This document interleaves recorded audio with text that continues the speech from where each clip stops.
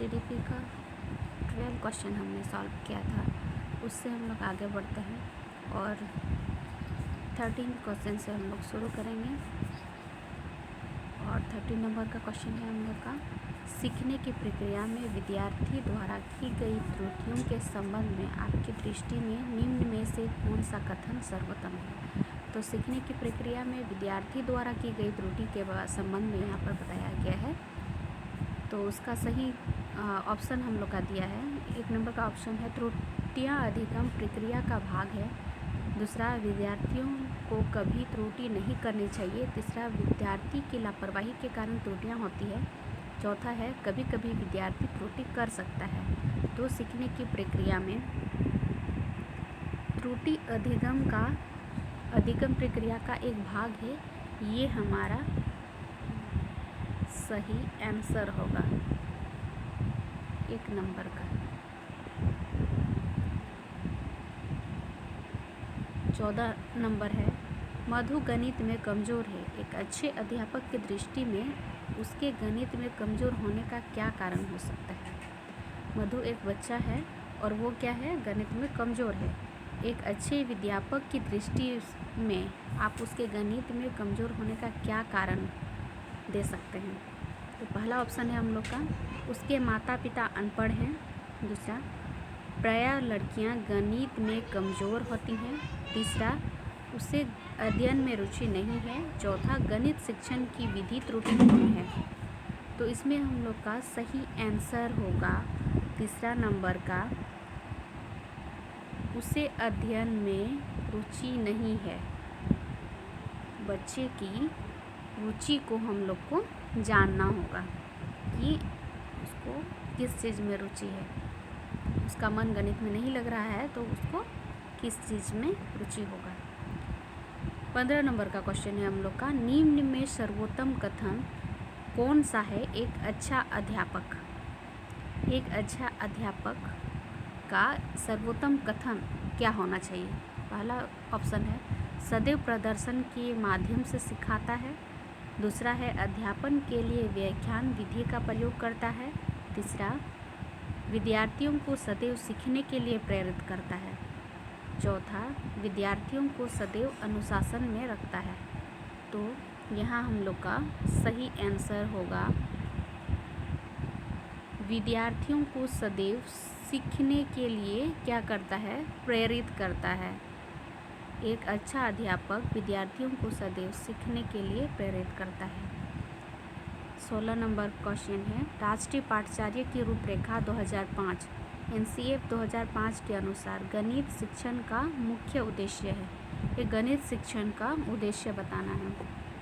तो ऑप्शन में हम लोग का दिया है, बच्चों में गणित के प्रति रुचि पैदा करना। दूसरा, बच्चों को अंक गणित का ज्ञान देना। तीसरा, बच्चों में तार्किक चिंतन और समस्या समाधान योग्यता का विकास करना। चौथा है, बच्चों को संवेगात्मक विकास करना। 2005 पाठ्यचर्या की रूपरेखा के अनुसार सारी चीज़ें जो हैं हम लोग का सही है, लेकिन अगर गणित शिक्षण के उद्देश्य के रूप में देखा जाए तो हमारा तीसरा ऑप्शन जो है वो सही होगा, क्योंकि बच्चों में तार्किक चिंतन और समस्या समाधान योग्यता का विकास करना ये गणित में हो सकता है। इसलिए हमारा तीसरा नंबर जो है वो सही आंसर होगा। 17 नंबर क्वेश्चन है, मानसिक रूप से स्वस्थ अध्यापक की विशेषता क्या है। जो मानसिक रूप से स्वस्थ है उस अध्यापक की विशेषता क्या होनी चाहिए। पहला ऑप्शन है, उसे अपने विषय का गहन ज्ञान है। दूसरा, वह संवेदनात्मक रूप से संतुलित है। तीसरा, वह अत्यधिक संवेदनशील है। चौथा, वह सख्त अनुशासन पसंद है। तो इसमें हम लोग का दूसरा ऑप्शन सही होगा, वह संवेदनात्मक रूप से संतुलित है। वह स्वस्थ, मानसिक रूप से स्वस्थ है, इसका मतलब वह संवेदनात्मक रूप से संतुलित है। 18 नंबर का क्वेश्चन है हम लोग का, शिक्षा का अति महत्वपूर्ण उद्देश्य है। तो शिक्षा का अति महत्वपूर्ण उद्देश्य को यहाँ समझाना है। पहला ऑप्शन है हमारा, बच्चे का सर्वांगीण विकास करना। दूसरा आजीविका कमाना, तीसरा पढ़ना एवं लिखना सिखाना और चौथा है बौद्धिक विकास। तो इसमें हम लोग का पहला ऑप्शन जो है बच्चे का सर्वांगीण विकास वो सही आंसर होगा, क्योंकि शिक्षा का उद्देश्य ही है बच्चों में सर्वांगीण विकास करना। आगे देखेंगे 19 नंबर का क्वेश्चन है हम लोग का, बच्चे की बुद्धि उपलब्धि 90 से 110 के मध्य है वह प्रखर वह है। पहला ऑप्शन प्रखर बुद्धि, दूसरा सामान्य बुद्धि, तीसरा उत्कृष्ट बुद्धि और चार प्रतिभाशाली। तो बुद्धि लब्धि का जो स्केल दिया हुआ है हम लोग का, उसके अनुसार यहाँ पर प्रखर बुद्धि इसका आंसर होगा पहला ऑप्शन का प्रखर बुद्धि। 20 नंबर क्वेश्चन की ओर बढ़ेंगे। सतत एवं व्यापक मूल्यांकन में व्यापक मूल्यांकन शब्दावली का तात्पर्य है। पहला ऑप्शन है सह शैक्षिक क्षेत्र का मूल्यांकन, दूसरा है सभी विषयों का मूल्यांकन, तीसरा है शैक्षिक एवं सह शैक्षिक क्षेत्र का मूल्यांकन, चौथा है शैक्षिक क्षेत्र का मूल्यांकन। इसमें हम लोग का सही ऑप्शन होगा तीसरा शैक्षिक एवं सह शैक्षिक क्षेत्र का मूल्यांकन।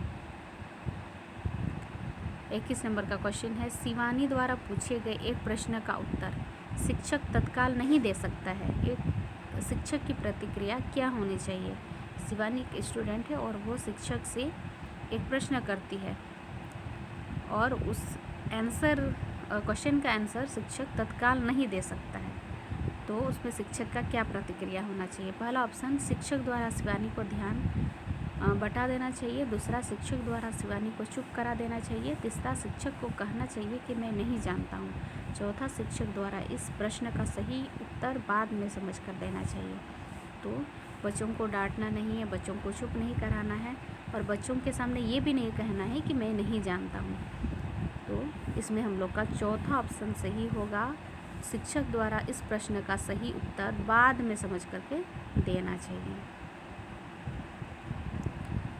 22 नंबर का क्वेश्चन है बच्चे की जिज्ञासा शांत करनी चाहिए। पहला ऑप्शन है जब विद्यार्थी फुर्सत में हो, जब शिक्षक फुर्सत में हो, तीसरा कुछ समय के पश्चात, चौथा तत्काल जब विद्यार्थी द्वारा जिज्ञासा की गई है। तो तत्काल जब विद्यार्थी द्वारा जिज्ञासा की गई है उसको सही और गलत देख करके उसकी जिज्ञासा को शांत करना होगा। तीसरा है 23 नंबर का क्वेश्चन है आप अनपढ़ माता पिता के बच्चे को अंग्रेजी सिखाना चाहते हैं। आप जो है अनपढ़ माता पिता के बच्चे को अंग्रेजी सिखाना चाह रहे हैं, तो कैसे सिखाएंगे। पहला ऑप्शन है आप बच्चे को अंग्रेजी में बोलने के लिए बाध्य करेंगे, दूसरा आप बच्चे से अंग्रेजी में बात करेंगे, तीसरा आप बच्चे को मातृभाषा में बोलने से रोकेंगे, चौथा आप उसे मातृभाषा की सहायता से अंग्रेजी सिखाने का प्रयास करेंगे। तो इसमें हम लोग का चौथा ऑप्शन सही होगा, आप अंग्रेजी से मातृभाषा की सहायता से अंग्रेजी सिखाने का प्रयास करेंगे।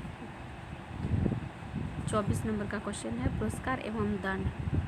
पुरस्कार एवं दंड, पहला ऑप्शन है स्वाभाविक प्रेरक, दूसरा है सकारात्मक प्रेरक और तीसरा है कृत्रिम प्रेरक, चौथा है अर्जित प्रेरक। तो इसमें हमारा दूसरा ऑप्शन सही होना चाहिए, सकारात्मक प्रेरक। ये सकारात्मक प्रेरक। तो हमारा 24 नंबर तक क्वेश्चन कंप्लीट हो गया है सीडीपी का। तो आइए इस क्लास को यहीं ख़त्म करते हैं और आगे देखेंगे, आगे और भी एमसीक्यू बनाएंगे सीडीपी का। और अगला क्लास के लिए कल 25 नंबर क्वेश्चन से सीडीपी का क्वेश्चन को सॉल्व करेंगे। ऐसे ही वीडियो देखने के लिए हमारे चैनल